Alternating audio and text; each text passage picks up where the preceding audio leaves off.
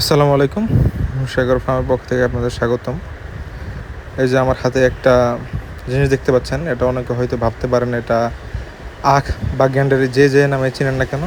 এটা আখ বা গ্যান্ডারি আসলে কিছুই না, এটা হচ্ছে আপনার একটা হাইব্রিড জাতের পাকচং ঘাস। এই ঘাসটা আপনার 9 থেকে 10 ফিট লম্বা হয় এবং এতে পুষ্টিগুণ অনেক বেশি। সবথেকে বিশেষত ব্যাপার হলো এই ঘাসটা মিষ্টি। এটা যেহেতু অনেক পুরাতন ঘাস, একটু জমিতে বেশি দিন ছিল, এর জন্য এরকম মোটা হয়েছে। এই ঘাসগুলাই আমি আনছি আমার মুরগির জন্য। এই ঘাসগুলো আমি যে এখানে রোপণ করব, এভাবে সুন্দর সুন্দর ছোটো ছোটো টুকরা করে কাইটা নিচ্ছি, কারণ এই ঘাসগুলো আপনার মিষ্টি। আমি মনে করি এই ঘাসগুলো যদি একটু বড় করে হালকা করে কেটে কেটে দেওয়া হয়, আমি মনে করি মুরগি খাবে। কারণ আমার আগে যখন ঘাস চাষ করছিলাম আমার গরুর জন্য, সেখান থেকে দেখছি মুরগি খুব ভালোভাবেই খায়।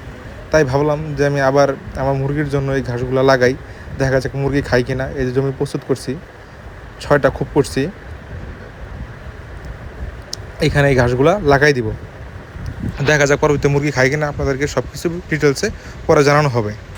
এই যে ঘাসের 2 সাইডে গিট দেখতে পাচ্ছেন, আসলে এই গিট থেকে পুষি ছাড়বে। আপনি এই ঘাস এই যে এরকমভাবে কেটে নেবেন। একটা জিনিস খেয়াল রাখবেন যে কখনো যেন এই যে গিট যেন ফেলে না দেন। গিট কোনোভাবেই ফেলানো যাবে না। আর এই জমি এইভাবে এই যে হালকা এই যে খোপ খোপ করে কুপিয়ে নেবেন।